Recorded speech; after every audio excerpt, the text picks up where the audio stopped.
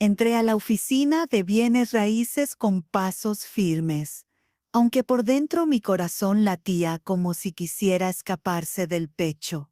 El aire olía a café viejo y a papeles amontonados, un aroma que me recordaba a todos esos años de trámites y firmas que había pasado junto a mi difunto esposo. Me acerqué al escritorio principal, donde un joven agente con una sonrisa mecánica me saludó sin demasiado interés. ¿En qué puedo ayudarla, señora?, preguntó, sin levantar demasiado la vista de la pantalla. Antes de responder, escuché la puerta abrirse detrás de mí. Reconocí de inmediato las voces agudas, rápidas y llenas de impaciencia. Eran las de mi hijo y su esposa, entrando juntos como una tormenta que no se detiene ni un instante a considerar los destrozos que deja a su paso. Me giré lentamente y los vi. Él llevaba la misma expresión de superioridad que había heredado de la vida fácil que yo misma le había dado. Ella, con el ceño fruncido y un tono que siempre rozaba la soberbia, parecía lista para una batalla que ni siquiera había comenzado. «Ahí está», exclamó mi nuera, como si hubiera encontrado a una intrusa en su terreno. «¿Qué hace usted aquí?» Pensé que ya habíamos hablado de esto. La frialdad en sus palabras me cortó más profundo que cualquier cuchillo. El agente inmobiliario, sorprendido por el repentino alboroto, levantó la mirada con cautela. «¿Todo está bien?», preguntó. Mi hijo, con ese aire de dueño de todo, respondió de inmediato.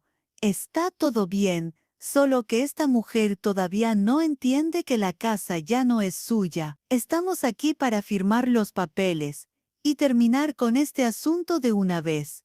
Mis manos temblaban, pero las apreté contra el bolso que llevaba. Quería mantener la calma, porque sabía que aquel instante sería crucial. Miré fijamente a mi hijo, buscando aunque fuera una chispa de aquel niño que alguna vez había sostenido mi mano con ternura, pero no vi más que indiferencia, casi desprecio. «Lo que ustedes no entienden», dije con voz serena, «es que las cosas no siempre son como aparentan». Mi nuera soltó una risa cargada de burla.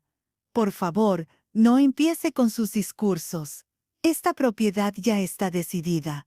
Usted no tiene nada que ver». El silencio que siguió fue tan pesado que incluso el agente contuvo el aliento. Yo respiré profundo, sabiendo que el juego apenas estaba comenzando. Cada palabra que ellos lanzaban contra mí era como un recordatorio de los años de sacrificio que había entregado sin recibir gratitud alguna. Y aunque ellos creían que me tenían acorralada, en realidad, yo era la única que conocía toda la verdad. La oficina, con sus paredes beige y sus archivadores llenos de contratos, se convirtió en el escenario perfecto para un choque que llevaba años gestándose. Ese día, frente a testigos y con papeles sobre la mesa, empezaría el capítulo más inesperado de mi vida. El aire en la oficina se volvió aún más pesado cuando mi nuera decidió alzar la voz, como si necesitara que todos escucharan su desprecio. Siempre igual, siempre creyendo que tiene algo que decir, soltó cruzándose de brazos con un gesto de superioridad. «Lo único que ha hecho en todos estos años es ser una carga para nosotros. ¿Acaso cree que trabajar 2 horas en el jardín o cocinar una sopa de vez en cuando la convierte en alguien indispensable?» Sus palabras me golpearon como piedras arrojadas sin compasión. Mi hijo, en vez de detenerla, asintió con la cabeza, reforzando cada palabra como si fueran verdades absolutas. «Mamá», dijo con un tono seco, «ya basta. Has vivido demasiado tiempo, creyendo que te mereces respeto solo porque nos diste la vida. Eso fue hace décadas. Ahora lo único que haces es ocupar espacio y hacernos quedar mal frente a los demás». Respiré hondo, intentando mantener la calma. No era la primera vez que escuchaba frases así. Durante años había soportado comentarios disfrazados de bromas insinuaciones de que yo no servía para nada, pequeñas humillaciones que se acumulaban como polvo en un mueble olvidado. Recordaba las cenas familiares en las que mi nuera me corregía frente a todos, haciéndome sentir torpe por olvidar un nombre o un detalle. Recordaba también las miradas de fastidio de mi hijo cuando le pedía que me acompañara al médico, como si mis necesidades fueran caprichos innecesarios. Ustedes nunca entienden, respondí en voz baja, aunque lo suficiente para que me escucharan. No se trata de cocinar una sopa ni de barrer un piso, se trata de dignidad, de respeto. Yo no soy un mueble viejo que pueden empujar a un rincón cuando les estorbe. Mi nuera bufó, rodando los ojos con impaciencia. Respeto se gana, no se exige. Y usted, señora, lo único que ha hecho es vivir de nuestra paciencia. Le hemos dado techo, comida y compañía. ¿Y cómo nos lo paga? Metiéndose en nuestras decisiones, creyendo que puede opinar sobre nuestra vida. El agente de bienes raíces intentaba no intervenir, pero era imposible no notar su incomodidad. Se removía en la silla, miraba los papeles, y luego a nosotros, como si temiera que la discusión terminara en algo más que palabras. Mi hijo se inclinó hacia adelante, apoyando las manos sobre el escritorio. Mamá, escúcheme bien, esto se acaba hoy. No más discusiones, no más drama. Usted no tiene voz aquí. La casa es nuestra, y si no lo acepta, quedará sola. Tragué saliva, y sentí cómo mis ojos se humedecían, pero no dejé que las lágrimas cayeran. Había aprendido que llorar frente a ellos era darles el gusto de creer que me habían vencido, así que me limité a mirarlos con calma, dejando que mi silencio hablara más fuerte que sus insultos. Ese momento me recordó algo. A veces, el desprecio constante no destruye, sino que fortalece. Cada palabra hiriente que recibía era como un ladrillo más en la muralla de mi determinación, y ese muro estaba a punto de sostener el secreto que cambiaría todo. Mientras el silencio se apoderaba de la oficina, mi mente viajó inevitablemente hacia atrás, hacia esos momentos que habían marcado el inicio de mi invisibilidad dentro de mi propia familia. No eran hechos aislados, sino una secuencia interminable de pequeñas heridas que con el tiempo se transformaron en cicatrices profundas. Recordé la primera Navidad después de la muerte de mi esposo. Yo había preparado con ilusión una cena sencilla, como las que siempre hacíamos en casa, con recetas que él adoraba. Mi hijo llegó tarde, acompañado de su esposa, y apenas cruzaron la puerta comenzaron las quejas. «Otra vez esta sopa. No se cansa de repetir lo mismo», dijo ella, sin siquiera probarla. Mi hijo se limitó a sentir, como si la tradición que había mantenido unida a nuestra familia durante años fuera un detalle sin valor. Otra vez, en mi cumpleaños número 70, esperé todo el día una llamada, aunque fuera breve. Pasaron las horas y el teléfono permaneció mudo, hasta que al anochecer recibí un mensaje frío. «Feliz cumple, estamos ocupados. Nos vemos el fin de semana». Ese fin de semana nunca llegó, y me encontré sola frente a un pastel pequeño que yo misma había comprado. Encendí una vela, la apagué con un suspiro, y entendí que en sus vidas ya no ocupaba un lugar importante. Las humillaciones no siempre fueron con palabras. También estaban en los gestos, en las miradas de fastidio, cuando pedía ayuda para cargar una bolsa pesada, o en la indiferencia, cuando trataba de compartir una historia de mi juventud. Mi nuera solía mirar el reloj cada vez que hablaba, como si estuviera calculando cuánto tiempo más debía soportar mi presencia. Recordé también una tarde en la que mi nieto, aún pequeño, corrió hacia mí con un dibujo entre sus manos. Era una casa colorida, con flores en la ventana, y en el centro había dibujado a una mujer mayor con una sonrisa. «¿Eres tú, abuela?», me dijo con orgullo, pero antes de que pudiera agradecerle, su madre intervino. No deberías gastar tus colores en cosas así. Haz un dibujo para tu papá que trabaja duro por esta casa. La sonrisa del niño se apagó y yo sentí como una parte de mí se rompía en silencio. Cada recuerdo dolía, pero al mismo tiempo me daba claridad.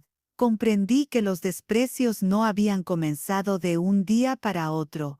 Habían sido construidos poco a poco como gotas constantes que perforan la roca, y yo en mi afán de mantener la paz, había guardado silencio, permitiendo que ese trato se normalizara. Ahora, sentada en aquella oficina, rodeada de papeles y con sus voces resonando todavía en mis oídos, supe que esos recuerdos no eran solo heridas. Eran también la base de mi fortaleza, porque cada desaire me había enseñado algo esencial, que la dignidad no se negocia, y que aunque intentaran relegarme al olvido, yo aún tenía voz y poder para decidir mi destino. Ellos creían que me tenían acorralada, como si fuera una anciana indefensa que no entendía de trámites ni de papeles legales. Pero lo que nunca imaginaron era que, en silencio y sin llamar la atención, yo había preparado mi propio camino mucho antes de llegar a este punto. Aprendí a observar sin hablar, a escuchar cada palabra y a guardar cada gesto en mi memoria. Ese hábito, que para ellos era señal de debilidad, en realidad era mi mayor fortaleza. Después de la muerte de mi esposo, todos asumieron que yo me había quedado perdida, incapaz de manejar las cuentas o tomar decisiones importantes. Lo cierto es que lloré sí y me sentí sola, pero también recordé cada consejo que él me había dado. Una de sus frases favoritas resonaba en mi mente: nunca muestres todas tus cartas. La gente respeta lo que no puede controlar. Siguiendo ese consejo, mantuve en secreto un detalle que cambiaría todo. La propiedad de la casa no estaba completamente en manos de mi hijo, como él y su esposa creían. Mi esposo, antes de morir, había confiado en mí lo suficiente como para transferir ciertos derechos a mi nombre, asegurándose de que nadie pudiera tomar decisiones sin mi consentimiento. Yo había guardado ese documento como un tesoro, escondido en un cajón, donde solo yo sabía buscar. No fue fácil mantener el secreto. Hubo días en que las humillaciones dolían tanto que estuve a punto de revelarlo todo, solo para callar sus voces llenas de desprecio. Pero respiraba hondo y me repetía a mí misma que el momento oportuno llegaría. La paciencia, aunque amarga, siempre da frutos dulces. Mientras ellos se sentían dueños absolutos, yo cultivaba mi plan. Me acerqué a personas de confianza en el mundo legal. Pregunté con cautela, revisé cada cláusula del contrato y confirmé que mi posición era más fuerte de lo que ellos sospechaban. Incluso abrí una cuenta bancaria a mi nombre, discreta, donde guardaba ahorros que nadie imaginaba que tenía. Esos pequeños gestos silenciosos me dieron seguridad. Mi hijo y su esposa pensaban que yo era ingenua, que no entendía de firmas ni de escrituras. Esa fue su mayor equivocación. Fingí desconocimiento en más de una ocasión. Asentí con la cabeza como si no comprendiera. Dejé que creyeran que podían manipularme. Todo para que bajaran la guardia y me mostraran su verdadero rostro. Ahora, sentada frente al escritorio de aquel agente inmobiliario, sabía que las piezas estaban listas para encajar. Tenía en mi bolso los documentos que probarían que no era una invitada en esa casa, sino la verdadera dueña de las decisiones. Y aunque ellos gritaban y me insultaban, yo mantenía la calma porque conocía la verdad. El silencio que tanto habían despreciado era, en realidad, mi mejor arma. Pronto descubrirían que esa anciana invisible que creían irrelevante había sabido guardar un secreto que pondría todo su mundo patas arriba. El ambiente en la oficina estaba cargado de tensión. Mi hijo y su esposa hablaban cada vez más alto, convencidos de que, con su tono autoritario, lograrían que yo cediera de una vez por todas. El agente inmobiliario hollaba nervioso los papeles, sin saber bien a quién debía escuchar, atrapado entre la arrogancia de ellos y mi silencio sereno. «Firme aquí», ordenó mi nuera, empujando un documento hacia mí con un gesto brusco. «Ya hemos esperado demasiado. Haga lo correcto y libérenos de esta carga». Sus palabras resonaron en la sala, pero yo no me apresuré. En lugar de tomar la pluma, abrí lentamente mi bolso. Sentí sus miradas clavarse en mí, impacientes, creyendo que por fin cedería, pero en lugar de obedecer, saqué un sobre grueso, cuidadosamente doblado y sellado. Lo coloqué sobre la mesa con suavidad, como quien deja caer una verdad que pesa más que cualquier insulto. «Antes de firmar nada», dije con voz clara, «quizás deban leer esto». El agente inmobiliario, curioso, tomó el sobre y extrajo los documentos. Sus cejas se arquearon al revisar cada hoja, y un silencio incómodo se extendió por la oficina. Finalmente, levantó la mirada y pronunció las palabras que cambiarían el rumbo de la conversación. «Según estos registros, la propiedad aún está bajo el nombre de la señora. Ningún traspaso puede hacerse sin su autorización». El rostro de mi nuera se tiñó de incredulidad. «¿Qué está diciendo? Eso no puede ser posible. Nosotros vivimos allí. Pagamos las cuentas. Es nuestra casa». Mi hijo, visiblemente alterado, intentó arrebatarle los papeles al agente, pero él se apartó con firmeza. «Todo está en regla», confirmó. «Ella tiene pleno derecho legal». El silencio que siguió fue ensordecedor. Pude ver cómo la seguridad de mi hijo se resquebrajaba, cómo la soberbia de su esposa se desmoronaba frente a una verdad que nunca habían considerado. Yo, en cambio, sentí una calma profunda recorrerme el cuerpo. «Ustedes pensaron que podían decidir por mí, que podían reducirme a una sombra en mi propia vida», continué, mirando a ambos con serenidad. «Pero lo que olvidaron es que yo no soy un mueble que pueden mover de un lado a otro. Esta casa tiene historia, tiene recuerdos y tiene también un legado que su padre y yo construimos con esfuerzo». Mi nuera, roja de furia, golpeó la mesa con la mano. «Esto es un truco barato. Usted no tiene derecho a arruinar nuestros planes». La miré fijamente, sin necesidad de alzar la voz. «Tengo derecho a algo mucho más valioso, a decidir por mí misma». En ese instante supe que el silencio de tantos años había valido la pena. La revelación había llegado en el momento justo, y ya nada volvería a ser igual. El silencio en la oficina se había vuelto insoportable.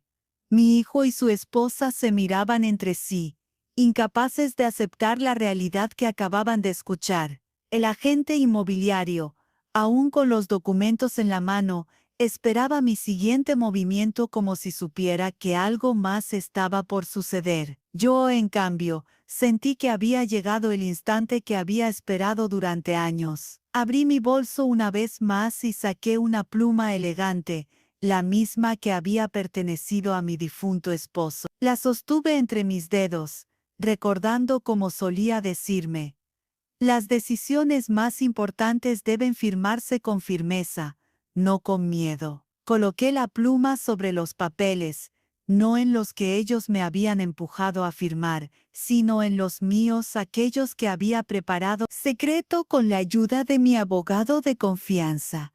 El sonido del bolígrafo trazando mi nombre sobre el documento resonó como un eco de libertad en la sala. «¿Qué está haciendo?», preguntó mi nuera, alarmada. Levanté la vista, con calma. «Firmando algo que ustedes jamás imaginaron. Hoy no cedo la casa, al contrario, la dono». La sorpresa fue absoluta. Mi hijo abrió los ojos desmesuradamente. «¿Dona? ¿A quién? ¿A mí?», preguntó con desesperación, como si aún guardara la esperanza de que todo terminara a su favor. Negué suavemente con la cabeza.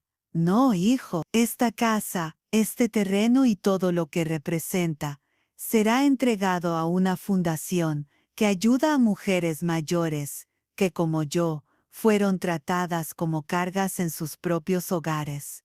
Mujeres que merecen un techo, respeto y una segunda oportunidad. La voz de mi nuera se quebró en un grito. «Está loca.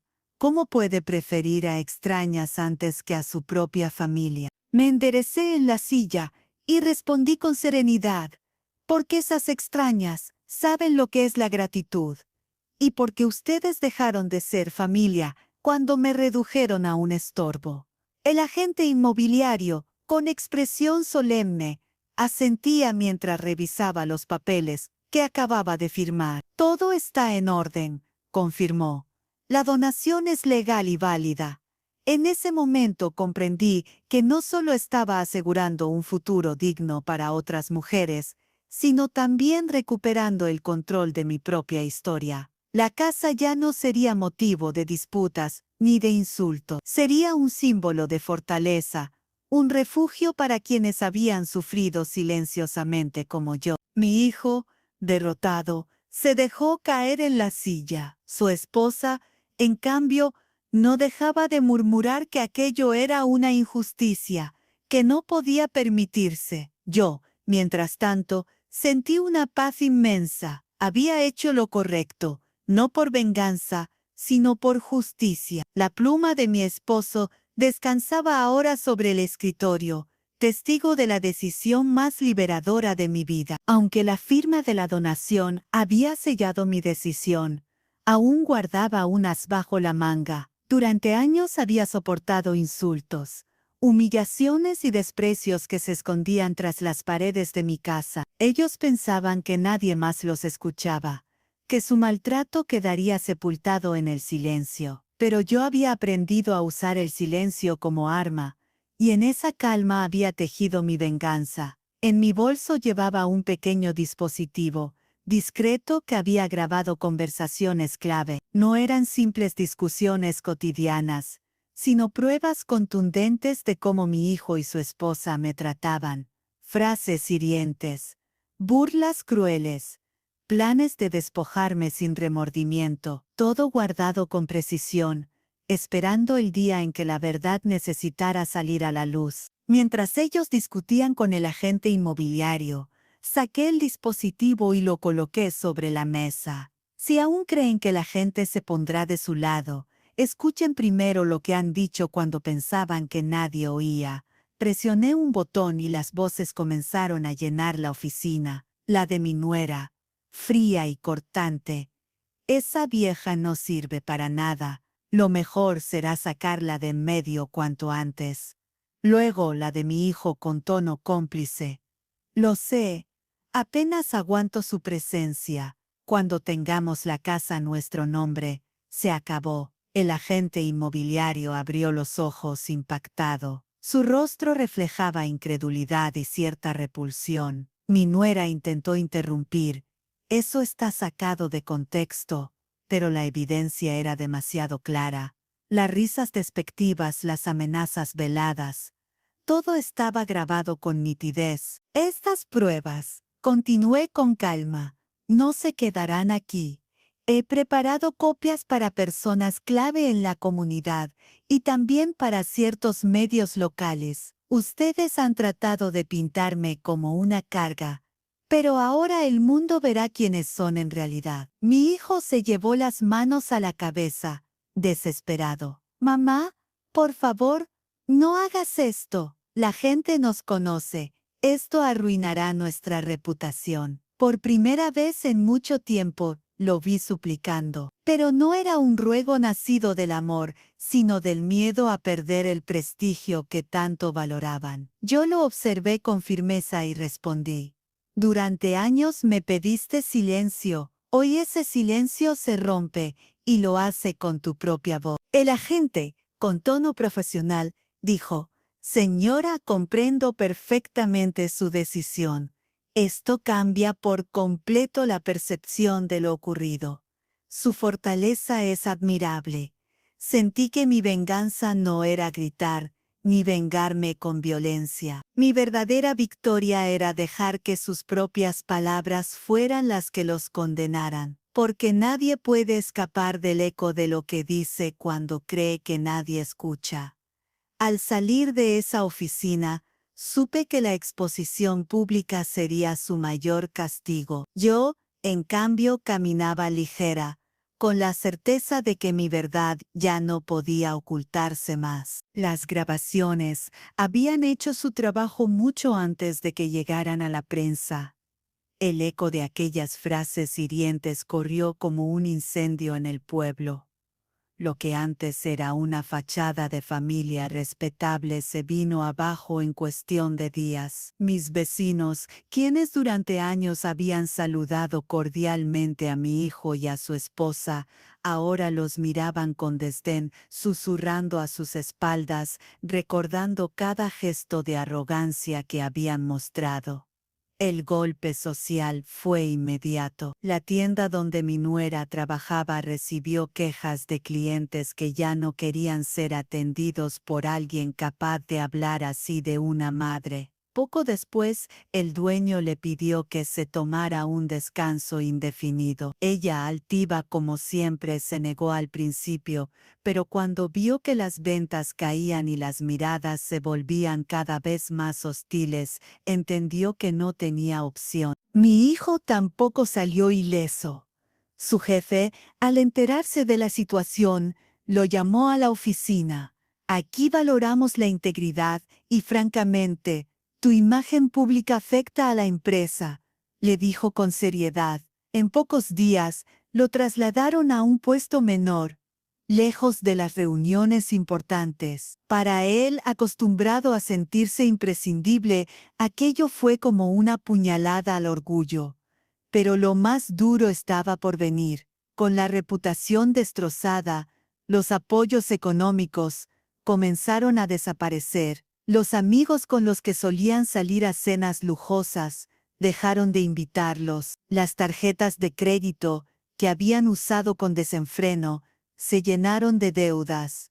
Las cuotas del coche de lujo y los gastos de la casa comenzaron a pesar como cadenas que no podían soltar. Yo observaba todo con una mezcla de tristeza y justicia. No me alegraba verlos caer, pero era inevitable pensar que habían construido su vida sobre cimientos frágiles. La apariencia, el dinero prestado y el desprecio hacia quienes les dieron todo. Cuando esas bases se resquebrajaron, el derrumbe fue estrepitoso. En la comunidad, la gente me paraba en la calle para darme ánimo. Usted no está sola, señora. Lo que hicieron es imperdonable, me repetían una y otra vez. Yo sonreía con gratitud, aunque por dentro seguía cargando con la herida de haber sido traicionada por mi propio hijo. Mientras tanto, en su casa las discusiones se hicieron constantes. Mi nuera lo culpaba a él. Si hubieras controlado a tu madre, nada de esto pasaría. Y él, abatido, respondía, eras tú la que no podía callar tus insultos. Ahora todos saben quién eres. La relación, que ya era tóxica, se convirtió en un campo de batalla diario. Su caída no fue rápida como un trueno, sino lenta, dolorosa, como un árbol que se pudre desde dentro hasta desplomarse. Cada día que pasaba, perdían un poco más: el respeto, los ingresos, las amistades, la tranquilidad. Y lo más irónico era que la causa no fui yo, sino sus propias palabras, esas que tanto disfrutaban usar contra mí.